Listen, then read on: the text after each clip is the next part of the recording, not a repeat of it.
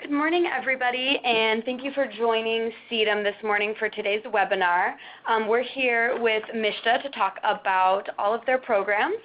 So I'm here with several MSHDA team members who are going to talk about the various programs and resources that some of you may or may not have utilized in the past or even know about. So I'm really excited to kind of dive in and get the whole overview. So thank you for joining us. We appreciate you taking the time to learn about some things that might allow you to expand your capacity or just work within your existing services. So we appreciate that. And just some housekeeping items before we get started. So we have multiple leaders in each division here. So they each have a presentation for you today, and we are going to do questions at the end of each presentation. So as we go along, if you want to type your questions in the chat box down in the left-hand corner, feel free to do so, and we will get to those questions at the end of each presentation. So we definitely encourage questions, but also know that we don't have a ton of time and we are covering a lot today. So this is really just meant to be an overview so you know that these programs exist and can start thinking about how your organization may be able to utilize them. So that is that. I will hand it over to Nancy Baker now, and she's going to talk to you about the Homeownership division.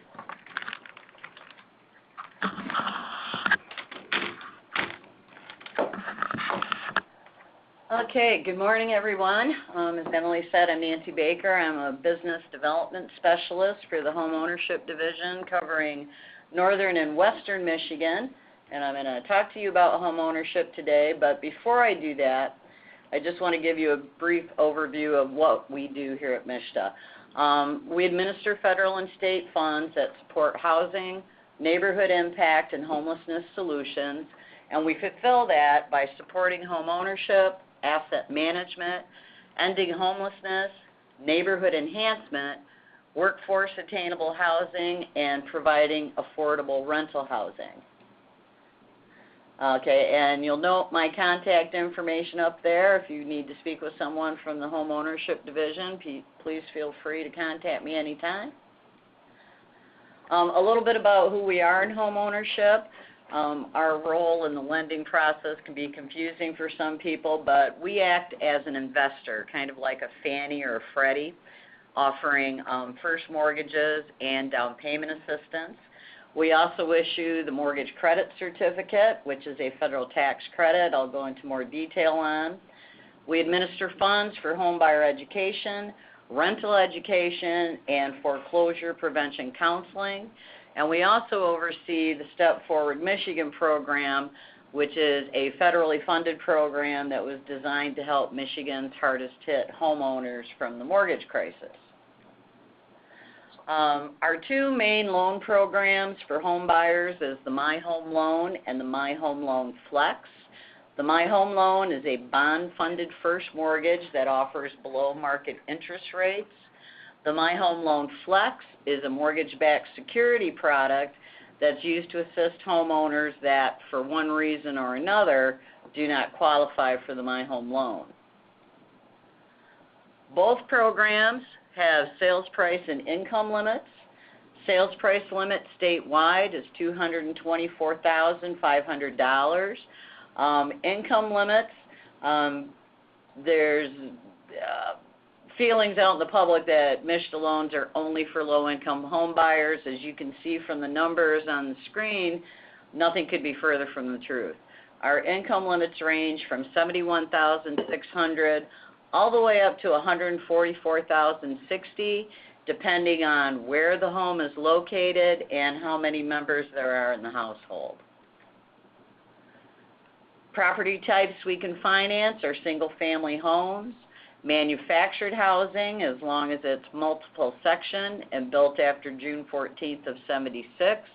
We can also finance condominiums. Under both My Home Loan and My Home Loan Flex, we offer 4 different loan types: FHA, VA, rural development, and MSHDA also has its own conventional 97 program. Now, many of the things about the My Home Loan and My Home Loan Flex are the same, so the best way to describe them is to talk about the differences between them. Under the My Home Loan, maximum lot size is 2 acres, although we will grant exceptions on a case-by-case basis up to 5. For the My Home Loan Flex, we don't put any acreage restriction on it, so the lenders would do whatever the loan type describes as maximum acreage. Under the My Home Loan, credit score requirement is 640, 660 if they're doing manufactured housing. For the My Home Loan Flex, it's a flat 660, no manufactured housing allowed. Okay, for the My Home Loan, this is probably the most restrictive thing about this program is that all adults in the household have to apply and credit qualify. That's probably one of the main reasons we developed the My Home Loan Flex, because under that program, we only need one qualified borrower. So it opens it up to more residents of our state. My Home Loan, there's a possibility of recapture tax. That's a federal tax they put on all the states' bond programs. It's very rare for it to occur. They have to sell the home in 9 years, be earning significantly more money than they were when they purchased it, and gain on the sale. Here at MSHDA, we see that as a barrier to people using our products. So if someone uses the My Home Loan and gets hit with federal recapture tax, we're going to write them a check. We will reimburse them that amount. Under the My Home Loan Flex, because it's a mortgage-backed security product, recapture tax does not apply. Okay, probably the most valuable tool that we offer in home ownership for home buyers is the Michigan down payment. This is what is considered a zero-interest soft second mortgage. Buyers can get up to $7,500 to cover the cost of the down payment, closing costs, prepaid and escrow items. Just because they're eligible does not mean they will get the full $7,500. There's no cash back on a MSHDA mortgage, so they'll get what they need to actually close the deal. But because it's a zero-interest soft second, it means that during the life of the mortgage, it is not accruing interest, nor does the borrower have to make payments on it during that time. It can be used with 3 of our loan types, the FHA, RD, and conventional. We do require that the borrower has some skin in the game, so we want a 1% cash investment from them. That can also come from an approved gift source. We do have a cash asset restriction for this product of $20,000. So those would be any types of accounts that are easily liquidated, savings, checking, stocks, bonds, mutual funds, what have you. Items that don't count against it would be your retirement accounts, IRA, 401k, those types of things. If the buyer is a current homeowner, any equity they have in that current home will count against that cash asset restriction. Home buyer education is required for anyone utilizing the Michigan down payment. Has to come from either an approved MSHDA or HUD agency. All adults in the household are required to have a certificate of completion. This program is not a grant. It is not a forgivable loan. It must be repaid eventually. It becomes due when the borrower sells the home, repays that first mortgage, refinances the home, or somehow transfers home ownership interest. Okay, now the mortgage credit certificate. This is a federal income tax credit that allows the borrower to credit 20% of the mortgage interest that they pay annually on their federal taxes. Keep in mind that unlike a deduction, a credit is a dollar-for-dollar reduction in the home buyer's tax liability. It's available for the life of the original mortgage as long as that home remains their primary residence, and it's good for single-family, owner-occupied principal residences. With MSHDA, our clients are doing one thing or the other. They're either getting our loan or they're getting the mortgage credit certificate. They cannot be used together. Homeownership Education Program, or HEP. This is a network of 34 agencies scattered across the state that deliver counseling and education classes on MSHDA's behalf.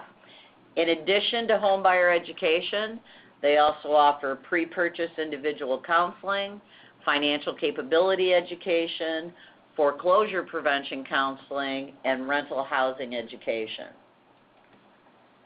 And finally, Step Forward Michigan. In 2010, we received these federal monies to assist people of our state that were hardest hit by the mortgage crisis. An eligible applicant can receive up to $30,000 to either pay off delinquent mortgage debt, past due property taxes, or outstanding condo fees. Unlike the Michigan down payment, this is forgivable. It's forgivable at 20% per year for 5 years. So if that borrower is able to retain their home ownership for the 5-year period, the monies they received are completely forgiven. Applications are taken online at stepforwardmichigan.gov. We are winding the program down. I think they have funds to go through, what, Carol, maybe early 2020? Through early 2020. So if you know of anyone that could benefit from this, now is the time to apply. Okay, I would like to thank you all for listening to my spiel about home ownership, and I welcome your questions. Do we have one up there on the board, Emily? No, not a question. Okay. Any questions? How do you think people should get, like if they want to offer these services or make sure their clients know that these services are available from MSHDA, should they get in touch with you? What is the best way to go about You can certainly call me, or you can also recommend to your clients that they speak with one of our experienced lenders. They can be found on our website, michigan.gov/MSHDA. And our experienced lenders are the actual loan officers that do MSHDA loans. Just because a lending institution does our product does not mean all their loan officers are familiar with it. The only way they stay on our list is if they've done a MSHDA loan in the past 6 months. So, your client is sure to get somebody that knows what they're doing.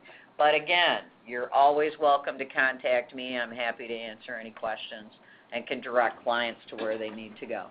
Excellent. Thank you. You're welcome. So we do have a question from Stephanie Riley. Do refugees qualify for these services?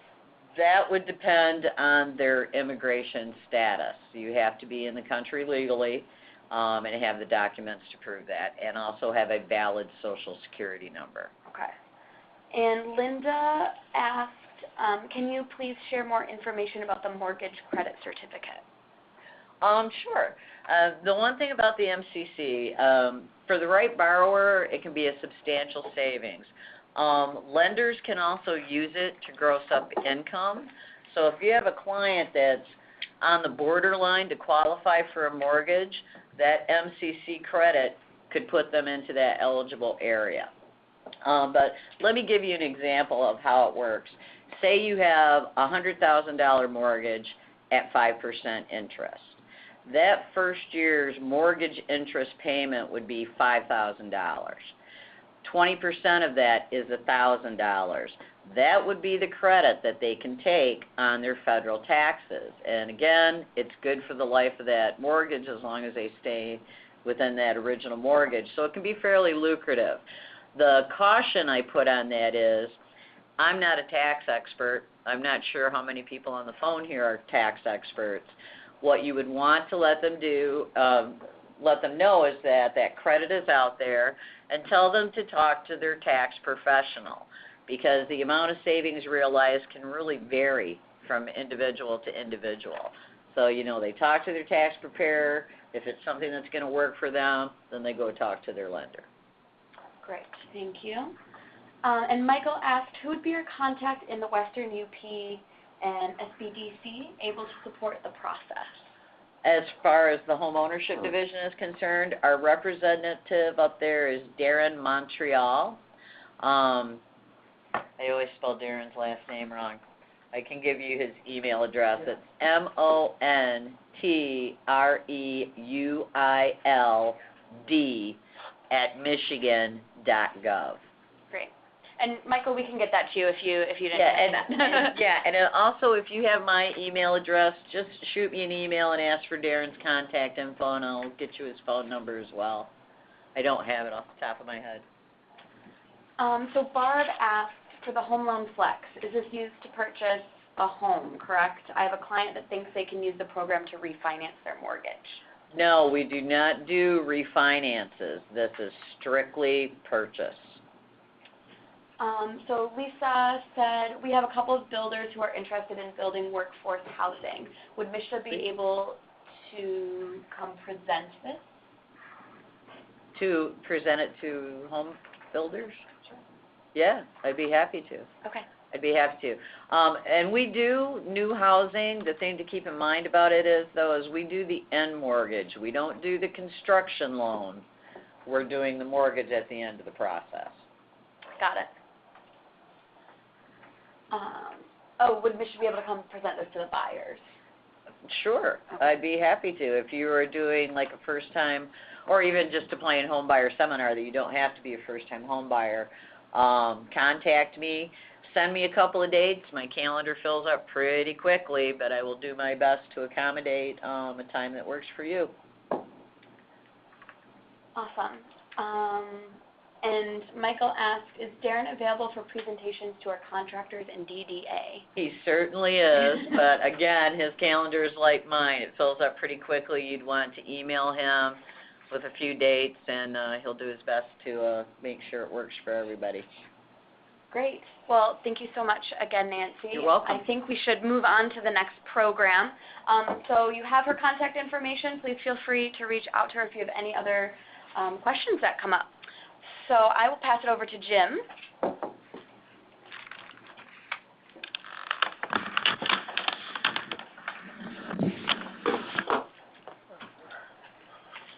Well, good morning, everybody. Thanks for attending this webinar. Thanks, CETA, for putting this together, and the folks at MSHDA as well. So I'm going to talk about some of our direct lending products.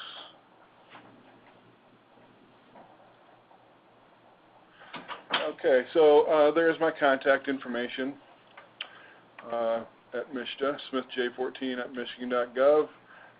313-456-3122 is my direct line. Feel free to contact me. Any questions? Hey, Jim, I think people are struggling to hear. I don't know if it's that microphone. Okay.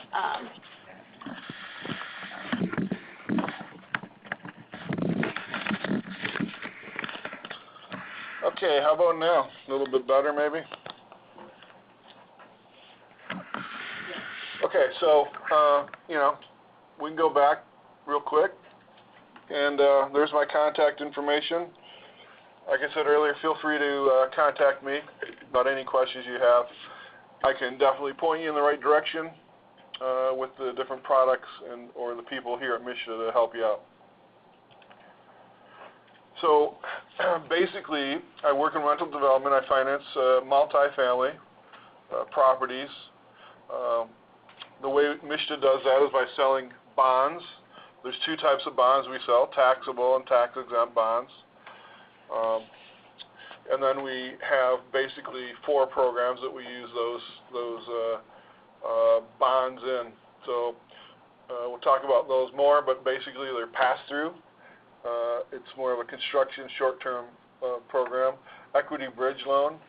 Now we don't actually use bonds on that. We use different money, but that we'll talk about that in a minute. We have, like I said earlier, taxable and tax-exempt bonds.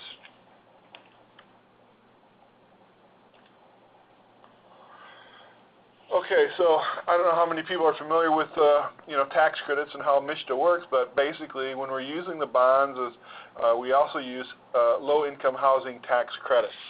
So there's 2 types of tax credits. There's a 4% tax credit, which you must use tax-exempt bonds for. In order to qualify for that, you have to meet what's called a 50% test. So at least 50% of your project would have to use tax-exempt bonds for construction to qualify for the tax credits. And then we also have 9% low-income housing tax credits, which is a very competitive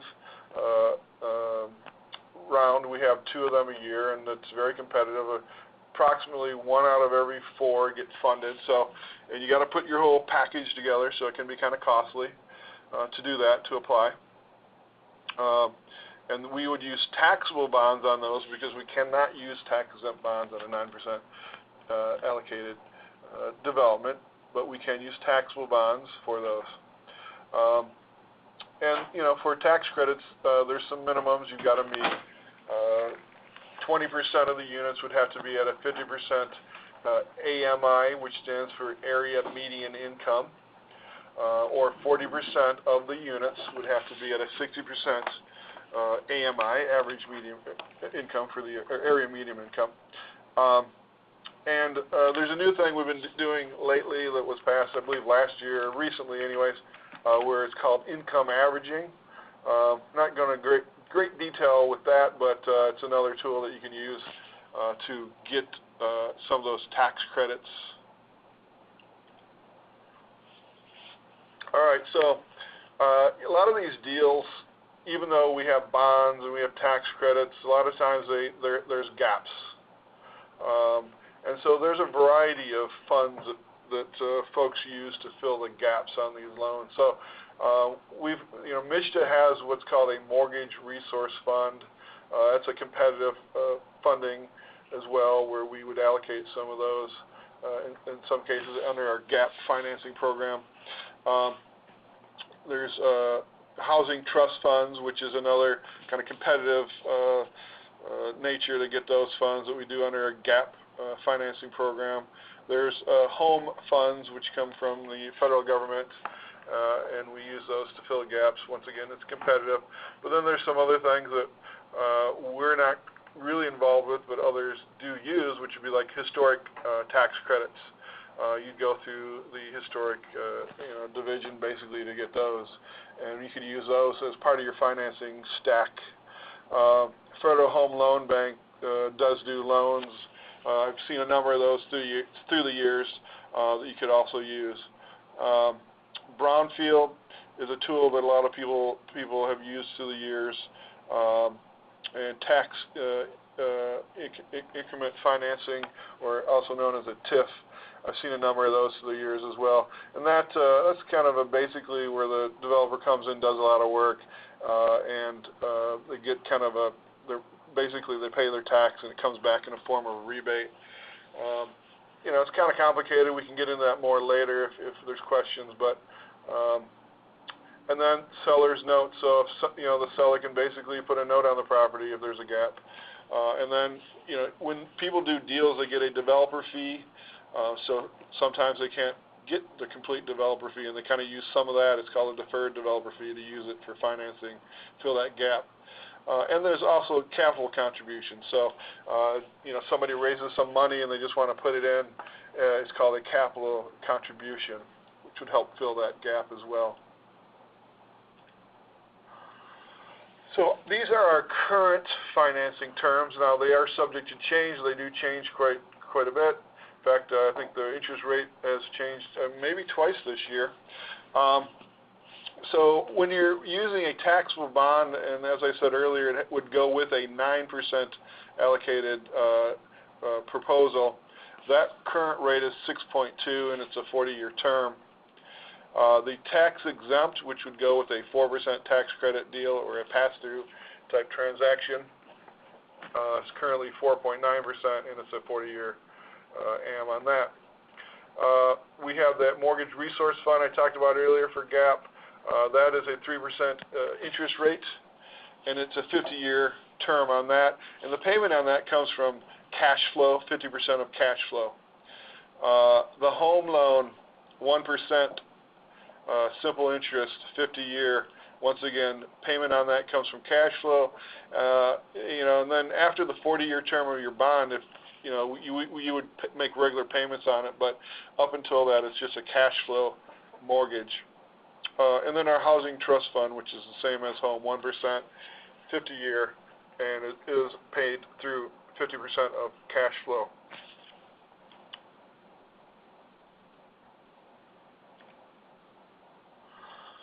Okay, so not going to spend a lot of time on these programs because it's a brief overview, but I have included the link for a pass-through short-term bond program. And basically, you know, it's used for construction, so somebody would go out and get a loan.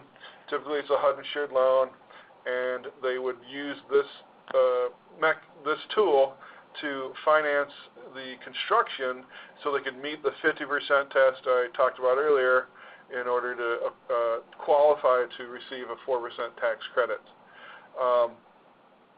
So, you know, and the way you get accepted in this program basically is you submit this thing, we call it a proposal to apply, and we look at it, and if we determine it would fit into our portfolio as a taxable bond direct lending deal, then we would put you in that direction.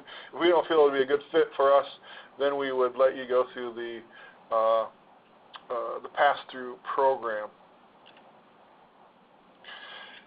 So the equity bridge loan, this is an underutilized tool that we have here, but basically for any of those folks that have done any tax credit deals know what I'm talking about. When you raise the 4% or the 9% equity, you sell it to a syndicator, and they're the ones that basically buy it, and they put the money into the project as capital. So what that does is the equity bridge loan bridges that. So maybe you can go out and get a higher equity rate. So, you know, in some cases right now it's about 90 cents per dollar is what you get per equity when you sold it to a syndicator for your tax credit. So maybe you get 91 cents or 92 cents. So it bridges that, and it creates greater equity for the project to fill the gap, or the gap in the financing. You can do up to 80%. It is only used for a 4% LIHTC equity or tax credit equity. It's only used for direct lending, so we wouldn't use it on the pass-through program. And you can go up to 5 years with, you can pay it back in 5 years with one payment per year. And then you can see down below, that should take you to the link. If any of these links don't work, or you know, if you need some more direction, please send me an email. I will be happy to send you the link and talk to you about it. Taxable bond financing. Once again, you have to get a competitive allocation, 9% tax credits to qualify for that. And then you could have other funding sources, like you may get some money from a local municipality of home funds or something else, or maybe you put in some, an owner contribution or something like that. So you can have other funding sources in it to fill the gap. MSHDA will not fill any gaps for those types of transactions because a 9% credit award is a significant amount of money.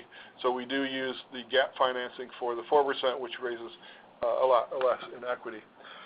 Tax-exempt bond financing, which is what basically what we do here most of the time, probably 95% of the time. These are the types of deals that I process at MSHDA. If you don't need any gap financing, you can apply at any time. If you do need some gap financing, but it's less than 20% of the mortgage, so say you got $1 million mortgage and you need $200,000 worth of gap, then you could actually apply for that without a competitive nature. Anything above that, though, you'd have to go through our gap financing program, which is a competitive in itself, and we award the money to basically the proposals that they have the highest first mortgage compared to the soft second. So say if you can shoot around 35 or 40%. So once again, that $1 million thing, if you're around like 350,000 to 400,000, you'd probably do pretty well in that competitive round. And it does come with the 4% LIHTC because, like I said earlier, it's a tax-exempt bond program. All right, so something new we've been doing is this combo thing. Haven't processed any of these yet. We've got a few that we're working on, so we haven't closed any, I should say. But basically, you get some extra points if you're going to do this, what I call a combo, when you apply for 9% credit. So the way 9% credit works is you get scored, and the proposal with the highest score is going to get awarded the credit. So this would give you some extra points that might make you more competitive in order to get that 9% award. And then we would basically do a combo where part of the project is using a 4% in a tax-exempt bond thing, and then you'd condo it out, and this other project would be using a taxable bond and 9% tax credits. So you got to get allocated the award. We have to underwrite it kind of separately and make sure they both work because it's a condo type situation. So kind of almost independent deals. You can use income averaging, and you do not have to use a MSHDA loan for the 9% side of it. However, it's recommended because it will streamline the processing. Okay, so some additional resources, direct lending parameters. It's kind of a thick little program thing that we do, but that kind of tells you exactly what we need and what we require for that direct lending, which is what I'm speaking about. Also, the gap financing parameters. That's a shorter one, 3-4 pager. Tells you when it happens, some of the rules that are in there. Housing trust allocation plan. That's just similar to the gap financing program. It kind of tells you like how we want to allocate it and things like that, but you would apply under the gap financing program. Notice of intent to apply. Now that link only takes you to the area in which the form is located because it automatically downloads it, so I couldn't actually make that work properly. But if you go there, look for the notice of intent to apply form, download it. It's an Excel sheet. Okay, any questions? We do have one, and before we get to it, I do want to say, excuse me, that if this seems like a bit of a foreign language to you, talking about tax credits and 4% and 9%, that's normal. And CEDAM is here to help you with that because we just had a low-income housing tax credit training last week. And that goes through the QAP, any changes to the QAP. Jim spoke, amongst other folks, to talk about all sorts of different things when it comes to applying for those credits. CEDAM also hosts an annual real estate development boot camp, and that's a 5-day training. So what Jim just did in an overview, we break down over 5 days, and we have guest speakers come in, and we talk about calculating tax credits and making the numbers work, and we bring in syndicators and developers and all sorts of different folks along the process to walk you through that. So if that seems really scary or you're interested in doing it, definitely check out these programs and definitely use Jim as a resource to answer some of those questions. But we do have some of those. So the first question from Robert is, can we use property assessed clean energy PACE financing for gap financing with LIHTC funding? Other states have used PACE for gap funding, and what can we do for MSHDA to support this economic development law? Well, as far as any sources you want to use, we do look at them.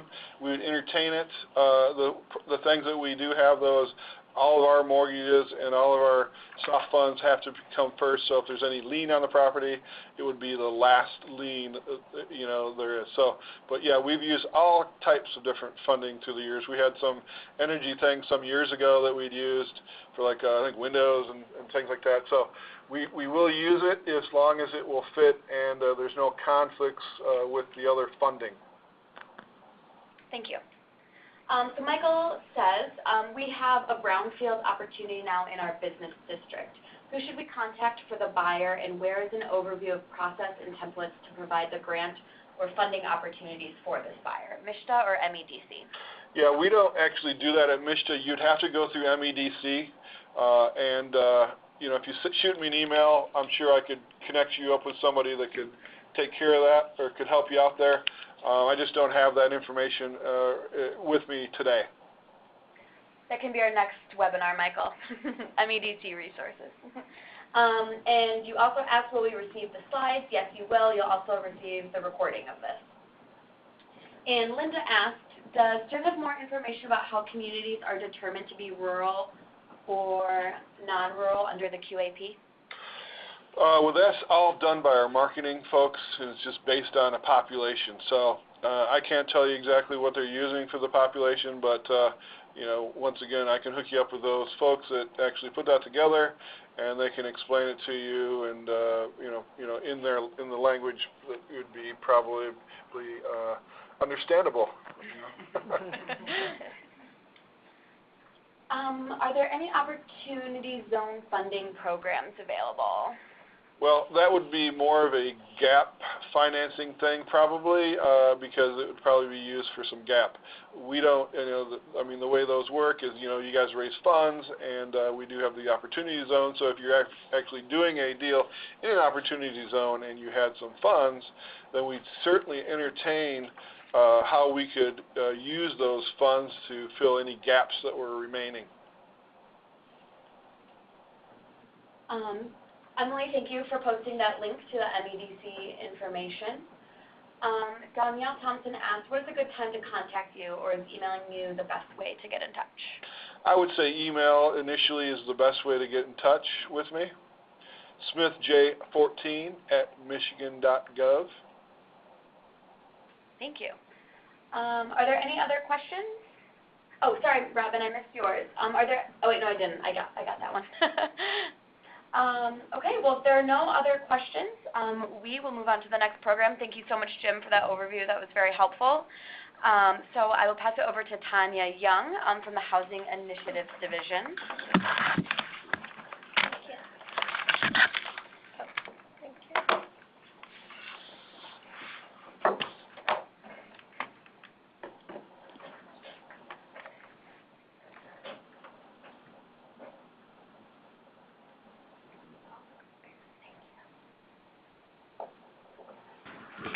Good morning, this is Tanya Young from the Housing Initiatives Division at MSHDA. I'm with the Neighborhood Enhancement Team, and we're here this morning to discuss what programs and opportunities are available to assist you in your community and neighborhood at this time.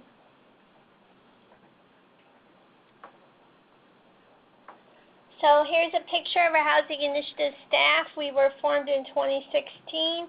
There are 2 programs currently that are operating within Housing Initiatives. Housing Initiative's mission is to facilitate relationships to provide unique resources and assistance to enhance the quality of life in neighborhoods and communities. So we have determined that Neighborhood Enhancement Program grants are a great opportunity to provide high impact and innovative neighborhood or housing-oriented activities that benefit area residents. We are pleased to announce this morning that there will be a round 5 of funding, and that the notice of funding availability will be issued in late August, early September on our website. So there will be, I apologize, but this PowerPoint was established before we made some determinations, so there will be 2 eligible components this time. The first one will be the neighborhood enhancement of housing, and the second one is going to be beautification and public amenities. So there'll be 2 pieces.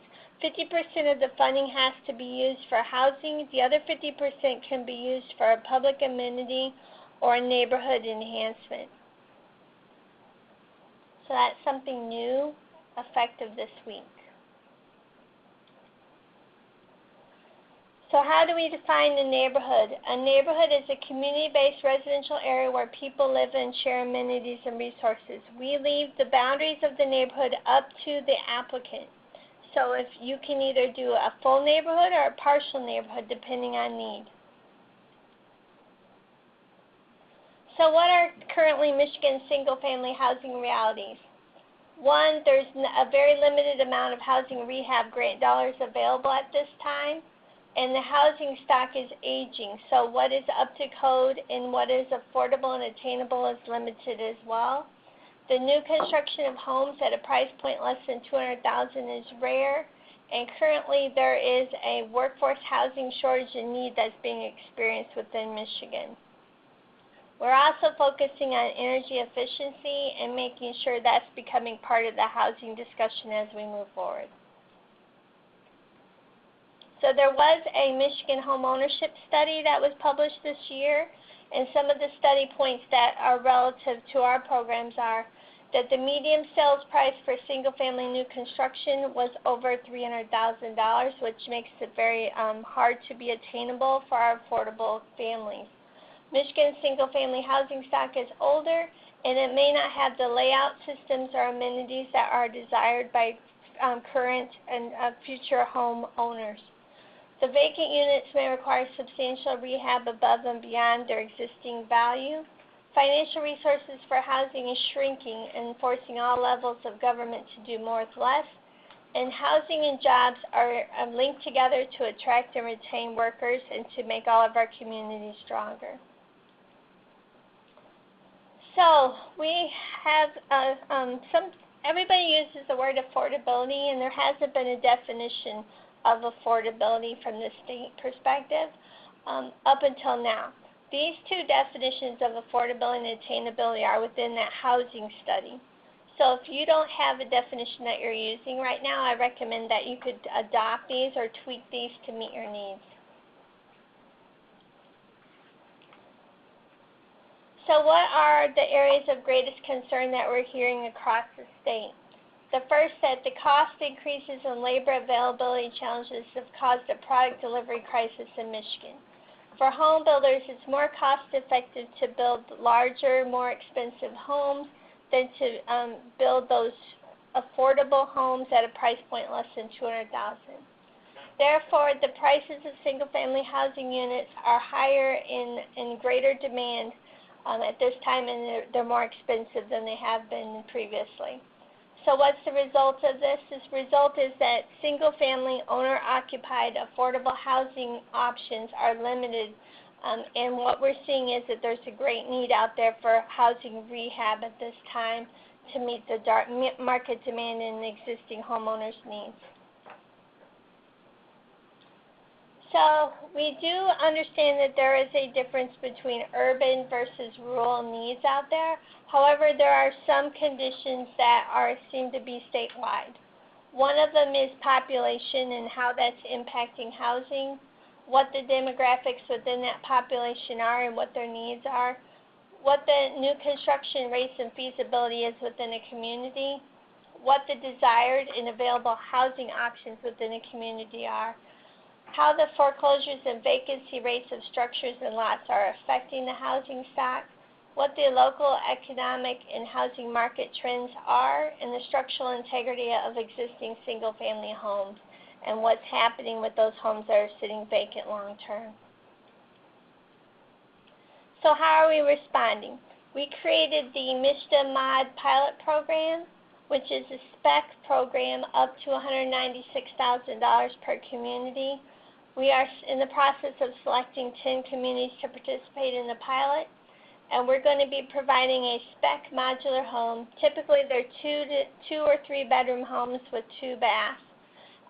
They're 1,400 square feet, and they're going to market and sell those at a price point less than $196,000.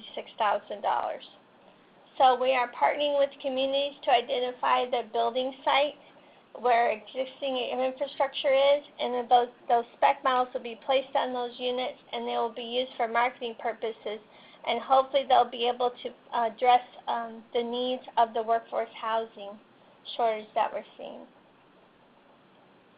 So what do? We provide resources for housing enhancements to assist communities and neighbors so residents can see and experience visible change. So what we would like with all of our programs is if you drive through the neighborhood, you know there's something going on, and you ask yourself, what's going on in this neighborhood and how can I be involved? So this will lead to a short-term outcome and hopefully serve as a catalyst for long-term engagement. So there is no I in team. We need all of you to help us. And to apply for our programs, we have once again, the Neighborhood Enhancement Team program will be coming out this fall. We have changed the eligibility requirements, so we are increasing it up. We had it staggered by population size. We are increasing it from 10,000 to 30,000, and then anybody else that's in a larger community can get up to $50,000. So we are streamlining the process. It's a letter of intent process. You don't have to go through a formal application. The letter of intent will be on our website. You'll be able to click on it, fill it out, and it'll automatically be sent to us. So we are streamlining that process as well. So our focus is to make as much impact on Michigan's neighborhoods as we can. We do have $2 million that we'll be able to use in this type of activity this fall. And we have modular homes that have been ordered and should be up and visible in the next 8 weeks. We do have one of those cameras that will show, that's going to be on our website, that will show from the beginning to the end of a modular construction so that you can see exactly what goes into that. And we hope to have that posted up in the next few months. Are there any questions? We have many. Oh, good. Great. Can I actually grab the Oh, mouse sure. really quick? I think I have to scroll. Okay, so Heather asked if we won NEP grants in rounds 3 and 4, can the community apply for round 5 if it's a different project? We had to identify a fiduciary partner for round 4. Would that be the same for round 5? Okay. So the way that this will work for timing perspectives is we're going to have the window open September through December 5th. So anybody who's in rounds 3 or 4, their grant will be completed in December. We are not going to review any of the applications till January. And so anybody who has completed their projects before December 31st will be eligible in round 5. So the second part of the question is about partners. We still are going to be looking and interested in leveraging these dollars as much as possible. So we would be looking for you to partner on round 5 as well. Great, thank you. Robin asked, what are the dates and amounts again of the new funding for the Neighborhood Enhancement Program? Okay, so I don't have all of the dates locked in yet because we just made the decision last week as to how we're going to move forward, but I do know that the submission deadline will be December 5th for the new funding round 5, and that we will be awarding in spring of 2020, and you'll have till December 31st of 2020 to complete the project. Thank you. Robert asked, who is the correct person to meet with at MSHDA to orient staff to infrastructure enhancements using property-assessed clean energy PACE as additional gap financing tool to upgrade aging housing stock? Okay. So we have the Neighborhood Enhancement Program, which gives up to 50% of the dollars, up to $50,000 to do housing rehab. We are requiring energy efficiency audits as part of each one of our homeowner projects at this time, but I am not sure. I guess I would, if you could send the question back in, and if we didn't answer that, that would be helpful. Do you know any other thing to say? No, because that's our only homeowner rehab opportunity at this time. And Lisa, I think we answered your question with the 5th round funding timeline as well, but let me know if you still have a question about that. Robin asked, how does the city become a part of your pilot program for mod homes under 200K? Okay, so you need to contact our office. You can go to the HID mailbox at michigan.gov. If you'd like to find out more information, we have a champion assigned to that program. Her name is Ann Grambaugh, and she will contact you directly. Thank you. Lisa asked, for the MSHDA mod program, is it still possible to get this for a community? I think. Yes, at this time we have not closed the pilot program. Michael asked, is this program an opportunity to rehab an old school in a neighborhood in conjunction with placemaking surrounding the school? No, at this time our rehab is, well, there's, okay. So the NEP program, we highly encourage everybody to be as creative as possible. So if 50% of your money has to go to single-family owner-occupied homeowner rehab, But the other 50% could be used for rehab within a publicly owned property such as a school. If it's already a school with rehab, I don't know. So that question we would have to look at. You'd have to call me directly so I can find out some more information. My phone number is 517-335-4337, or my email is youngt4, the number 4, @michigan.gov. And you could just send me that question directly and I can reach out to you. Thank you. I think it's Jasmine. I'm sorry, I can barely see the screen. Do you have any good examples of NEP qualifying projects? Sure. So we actually have 35 projects ongoing right now, and if you go to our website, you can actually see all of the media, and they've been going through the neighborhoods and they've been explaining what projects we have. But we have done we've done 40-something projects already. So we can do public parks, we can do playgrounds, we've done pavilions, dog parks, signage, anything that you have that you need in that neighborhood to enhance and improve the quality of life, we can put that in as the other 50%. But 50% has to be for homeowner rehab, and if you go to our website, there's pictures before and afters you can look at. Thank you. Danielle asked, can individuals apply for these programs, or can only community organizations, businesses, etc. apply? Okay, so our programs are limited to be applied for through local units of government or nonprofit agencies, and then they open it up directly for the residents to apply to them.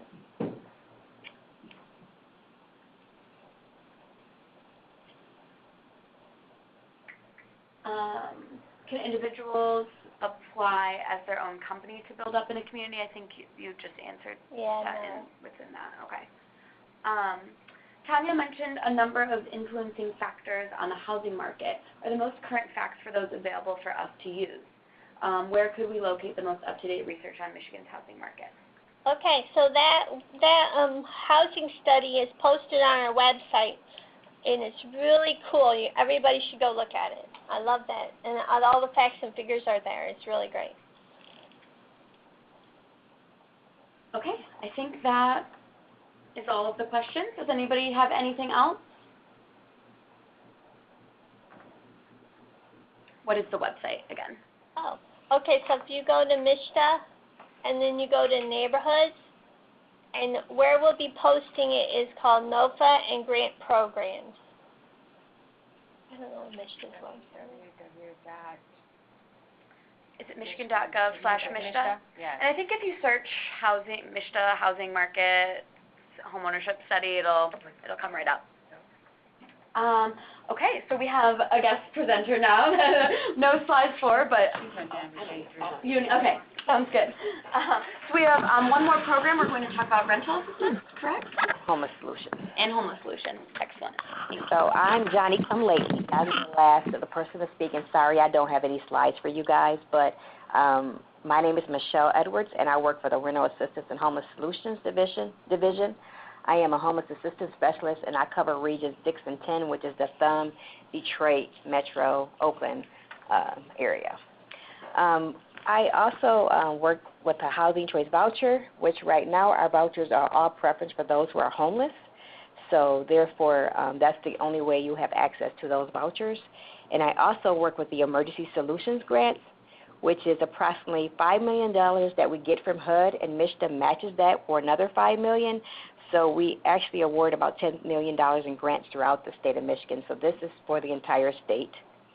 Our funding is passed through the continuum of care, or to each county that has a continuum of care. And it goes for assisting clients who are homeless or at risk of homelessness, like if they have a rental eviction or a shut-off notice for their utilities. They are able to go to an agency called the Housing Assessment and Resource Agency. There is one in every county. That agency is considered like the one-stop shop, or the centralized agency that assists anyone that is experiencing homelessness at that community. That's where they're supposed to go. Our funding is used to assist clients who are homeless or at risk of homelessness with rapid housing or prevention assistance. And we also give about 30% of our funding for anyone who's working at a shelter. They have access to that funding as well. I don't know what else you probably want to know about that program. Currently, we just did an award, so everyone is just recently getting their grants. So those are supposed to start, our grants go from 10/1 October 1st of every year through September 30th of the following year. I don't know what else you want to. Yeah, can you just go into the relationship with the Continuum of Care Oh, organizations? Sure. Yeah. So the Continuum of Care receives our funding. So each county has a Continuum of Care. They receive our funding, and they are the ones who our funding is passed through, and they give it to one agency in every county. So therefore, they kind of work with all the service providers in that county, and one agency is selected to oversee our funding in that county. I'm sorry I don't have a slide, but I was kind of tacked onto this at the end, so I just knew about this today, about 10 minutes before it started. So whatever questions you guys want to ask me about the program, or if there's anything else you want me to talk about as far as the program, I can, and I can provide any slides or something later for you that you can give to Okay, yeah, that pass would be great. out. It does look like we have a few questions. What is the contact info for someone who is homeless to get onto the housing voucher list? Okay, so when someone experiences homelessness, they have to go through the Housing Assessment and Resource Agency in that county, and that agency is the only agency that can put them on the wait list for HCV. So we have a link on our website for all the housing assessments and resource agencies in each county. If you want to go to michigan.gov/MSHDA, hit homeless, and you'll see Housing Assessment and Resource Agencies. Click that link, and it lists all the agencies for every county that can assist any client that is experiencing homelessness to go to with their phone number and contact information. Great, thank you. What agency in Wayne County is the contact point? So if you're in the city of Detroit, that agency would be Southwest Counseling Solutions. Their phone number is 313-963-6601. If it's out Wayne County, that would be any county outside of the city of Detroit or Hamtramck in Highland Park. That would be Wayne Metro Community Action Agency, and their phone number is 734-248-6999. Great, thank you. Does anybody else have any other questions? Again, I will send the Housing Assessment and Resource Agency list to you. That'd be perfect. If you want to, if you have any questions, you can contact me. My name is Michelle Edwards, and my email address is edwardsm6@michigan.gov. Michelle, you mentioned that that there's a wait list. Do you expect that there's a wait list in most counties? There is a wait list in most counties. They are opening the wait list in some other counties, like up in the UP area, because they don't have a lot of homeless folks on the wait list. So if you're on the regular wait list, anyone can apply for the regular wait list if it's open. All other counties, the wait list is not open, the regular wait list. But still, once that person gets pulled, they have to be able to verify that they live in that county in order to get that voucher. So I would suggest not really advertising for people who don't live in that county, because we're finding that people are applying for other counties when that opens, thinking they can get on the wait list. And how much funding goes to each county's continuum of care, and how many vouchers does that translate to per year? Do you know? So you're talking about for just the voucher program or for ESG? Oh. So for the Emergency Solutions Grant, we do our funding based on, we look at the PIC count, which is the homeless count. We look at poverty in that area, and then we allocate. They have a figure that they use, and they allocate the dollars based on that. So, for example, I handle Wayne area. So out Wayne just got almost approximately $400,000 from us. Macomb got about $400,000. So in that area, they get more. But like I do Genesee County, they get about $250,000. So it just depends based on the homeless count and the poverty in that area, and they take those factors into consideration when they allocate the dollars. But for the Housing Choice Voucher, that's totally different. The vouchers are also allocated based on homeless numbers as well. So they go by allocation. For example, Detroit has approximately 5,000 vouchers, where if you go probably up to the UP, they probably only have about 100 or something like that based on poverty and homelessness up in that area. So it just all depends. Thank you. Okay. Well, does anybody have any other questions, whether it's about the rental assistance and homeless solutions program or any of the other programs? And do our presenters have anything else they'd like to share or add? No? Okay, well then I'm going to make another plug for MSHDA and CEDAM. So I also want to thank Tiffany King, who was a great help in collaborating and putting this together. So thank you for your work on this. CEDAM has their annual conference coming up, Developing Vibrant Communities. MSHDA will be speaking there again. I know, Tanya, you're presenting with Gary Heidel, MSHDA's interim executive director. Actually, neither one of us will be there. It's Okay. going to be Pierre, and we have a bunch of grantees that will be there presenting on their projects. Amazing. So if you want some more case studies and to get in touch with some other MSHDA folks, they will be presenting at DVC. Thank you for that update. And the early bird rate does close tomorrow, so if you do want to register for that conference, you can do so on our website or shoot me an email and I will help you get registered. So with that, thank you everybody, for all of our speakers from MSHDA for being here today. We really appreciate you taking the time out of your busy days to talk to us about your programs, and this was very helpful for me to get a much better overview of everything that you do, and I hope it was helpful for all of you. So thank you. I will send out the recording and the slideshow to everybody sometime this week. So thank you so much and have a great rest of your day.